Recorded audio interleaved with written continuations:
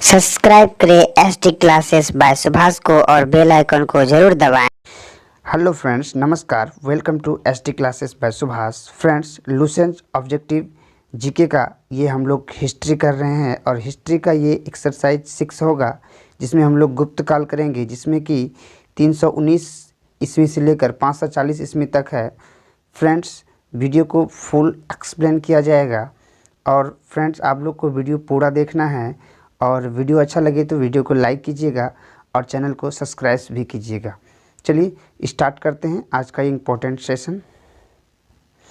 तो फ्रेंड्स, ये हमारा है गुप्त काल, जो कि 319 ईस्वी से लेकर 540 ईस्वी तक है। तो अगर हम बात करें गुप्त काल की, तो ये प्राचीन भारत का एक राजवंश में एक था और इसकी राजधानी पाटलिपुत्र थी। और इसका जो काल है, जैसा कि हम लोगों ने बताया, 319 से लेकर 540 ईस्वी तक था। और अगर स्थान की बात करें तो ये लगभग प्रयाग के निकट कौशाम्बी में हुआ करता था गुप्त काल। तो इसका फर्स्ट क्वेश्चन है, गुप्त वंश का संस्थापक कौन था?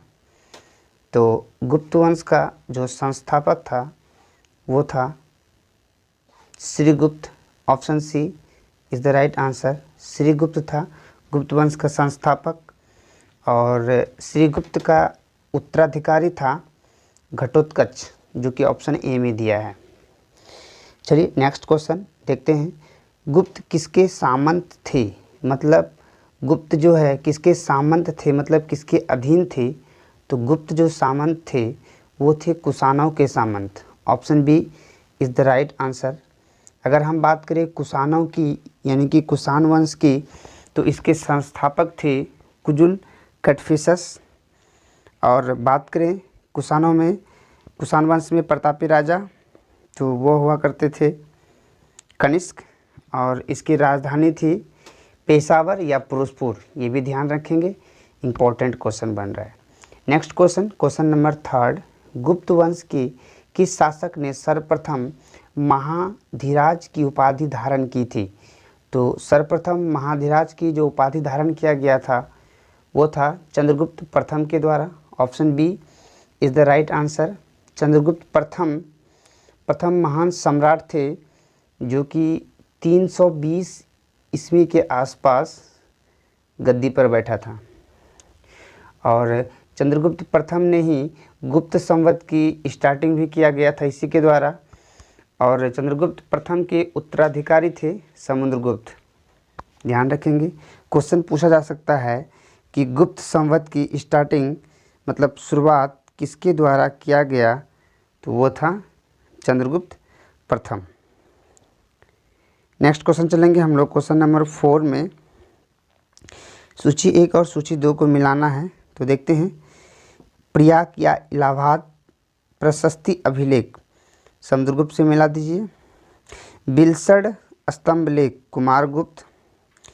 भीतरी स्तंभ लेख स्कंदगुप्त या मंदसौर लेख बांधु वर्मन। तो इस तरह से इसका हम लोग देख लेंगे। तो इसका आंसर हो जाएगा 1 2 3 4, option A. Option A is the right answer.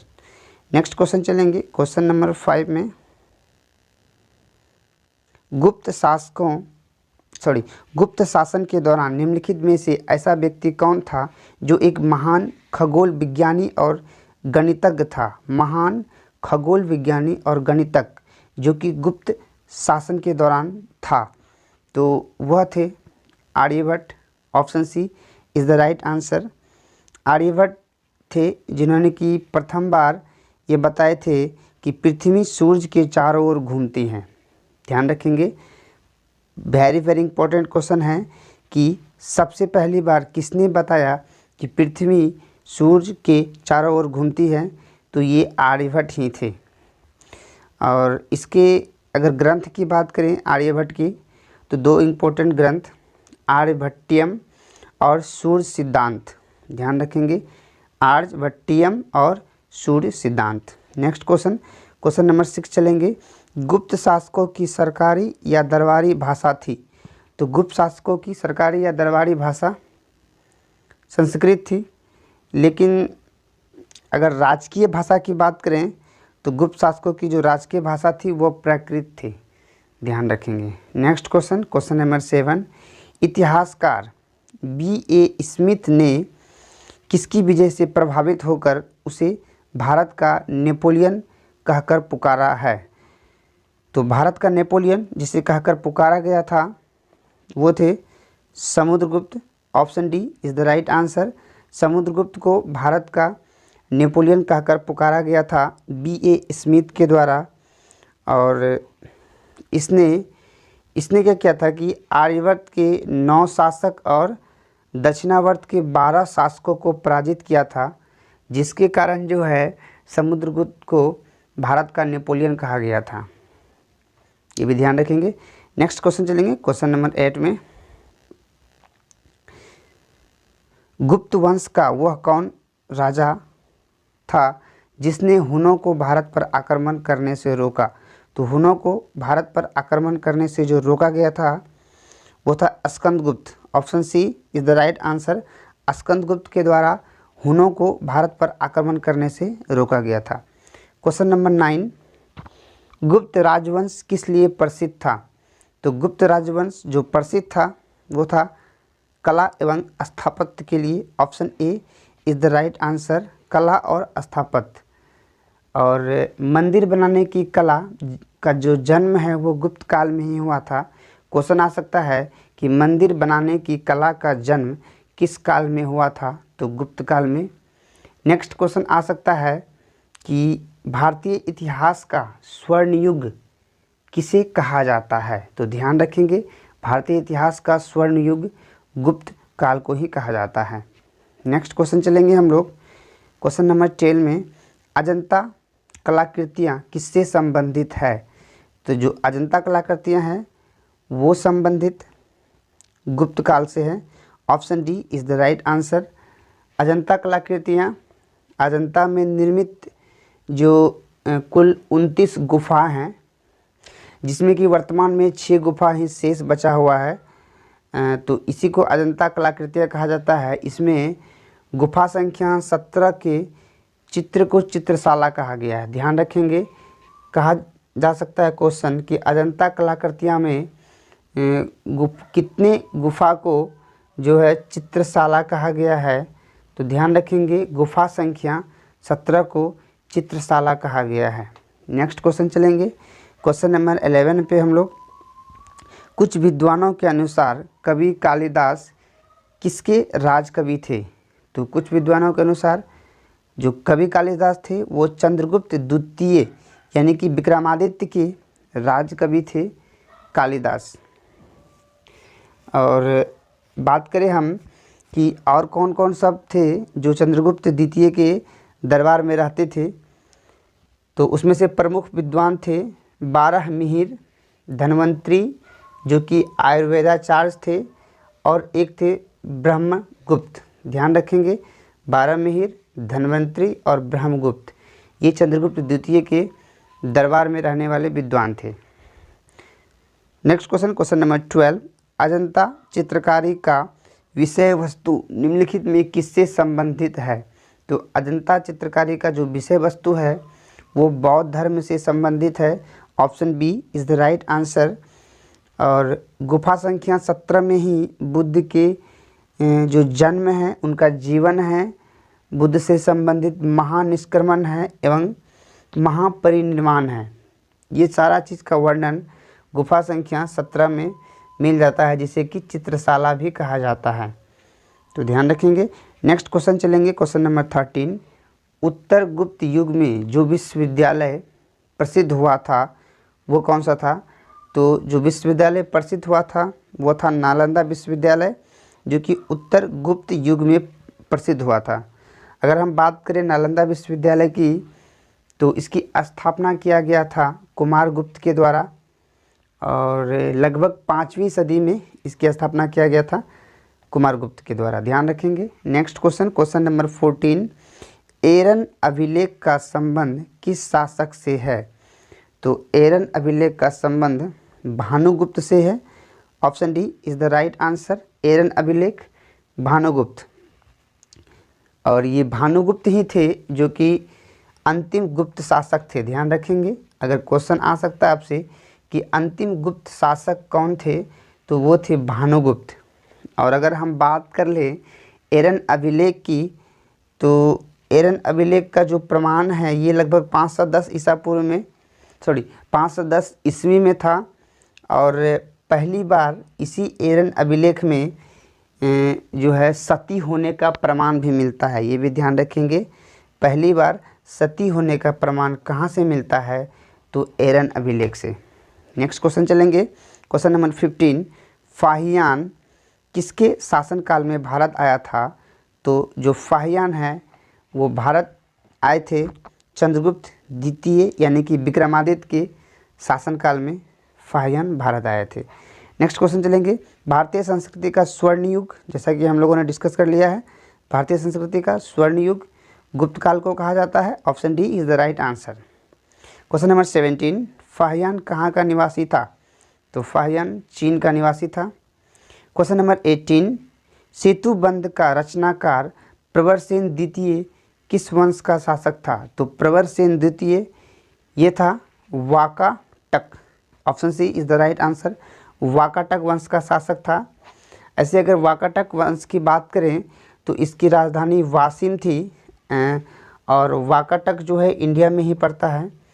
इसके बारे में कुछ खास वर्णन नहीं है इतिहास में, लेकिन तीसरी सदी से लेकर छठी सदी तक जो है इसका शासन रहा करता था इंडिया के किसी जगह पर। ध्यान रखेंगे। Question number 19। किस गुप्तकालीन शासक को कविराज कहा गया? तो जो कविराज कहा गया था वो था समुद्रगुप्त को। Option C is the right answer. Samudragupta जो कि चंद्रगुप्त प्रथम का उत्तराधिकारी था, और समुद्रगुप्त विष्णु के उपासक थे। ध्यान रखेंगे, समुद्रगुप्त विष्णु के उपासक थे और संगीत प्रेमी भी थे समुद्रगुप्त ही, और विक्रामक की उपाधि धारण किए थे। ये भी इम्पोर्टेंट है, क्वेश्चन पूछा जा सकता है कि विक्रामक की उपाधि किसने धारण किए थे? तो ये समुद्रगुप्त थे। विष्णु के उपासक भी थे, विक्रामक की उपाधि भी धारण किए थे, और संगीत प्रेमी भी थी। नेक्स्ट क्वेश्चन चलेंगे, क्वेश्चन नंबर 20। स्कंद गुप्त को किस स्तंभ लेख में सक्रोपम कहा गया? सक्रोपम कहा गया था, तो कौहम स्तंभ लेख में स्कंद गुप्त को सक्रोपम कहा गया था। ध्यान रखेंगे। Question number 21। श्रीलंका के राजा मेघवर्मन ने किस स्थान पर भगवान बुद्ध का मंदिर बनवाने के लिए समुद्रगुप्त से अनुमति लिए थे? तो समुद्रगुप्त से जो अनुमति लिए थे वो लिए थे बोधगया में भगवान बुद्ध का मंदिर बनवाने के लिए। Question number 22। मंदिर निर्माण कला का जन्म सर्वप्रथम कब हुआ? तो जैसा कि हमने डिस्कस किया था कि मंदिर निर्माण का जो जन्म है सर्वप्रथम गुप्त काल में हुआ था। Option B is the right answer. Question number 23। Chandragupta द्वितीय ने विक्रमादित्य की उपाधि कब धारण की? तो चंद्रगुप्त द्वितीय ने जो विक्रमादित्य की उपाधि धारण किए थे वो किए थे शकों के उन्मूलन करने के बाद, मतलब शकों का शासन को ख़त्म करने के बाद चंद्रगुप्त द्वितीय ने विक्रमादित्य की उपाधि धारण की थी। नेक्स्ट क्वेश्चन चलेंगे, क्वेश्चन नंबर 24। गुप्त काल के नेक्स्ट क्वेश्चन नंबर 24। गुप्त काल के सर्वाधिक लोकप्रिय देवता कौन थे? तो गुप्त काल के जो सर्वाधिक लोकप्रिय देवता थे वो थे Vishnu. Option B is the right answer, Vishnu थे। Question number 25। चंद्रगुप्त द्वितीय ने अपनी किस विजय की खुशी में चांदी के विशेष सिक्के जारी किए?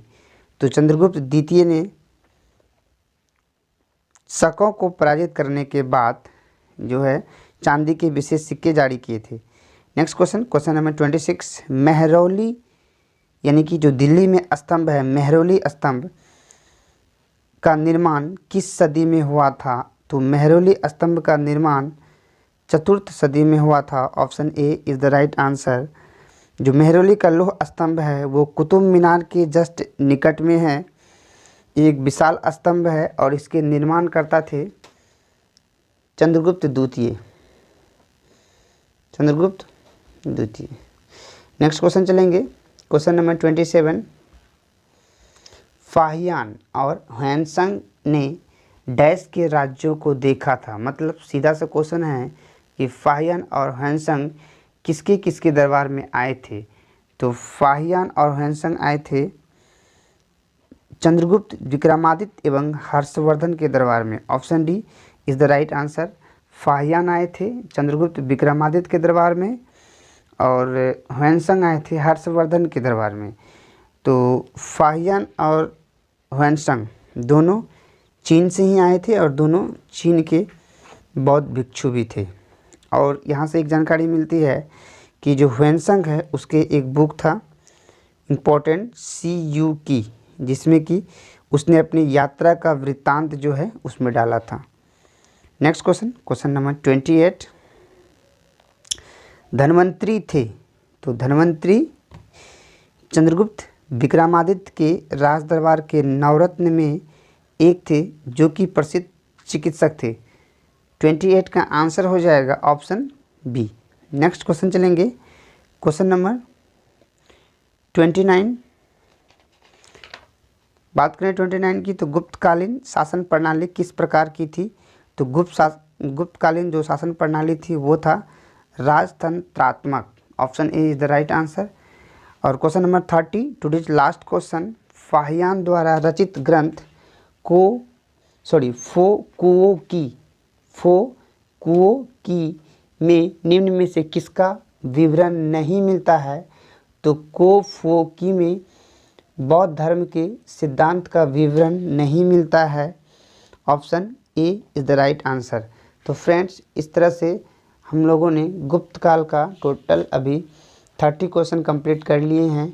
इसका बाकी का क्वेश्चन नेक्स्ट पार्ट में करेंगे। फ्रेंड्स, वीडियो कैसा लगा आप हमें ज़रूर बताइएगा। अच्छा लगा तो लाइक कीजिएगा और चैनल को सब्सक्राइब ज़रूर कीजिएगा। Thanks for watching the videos.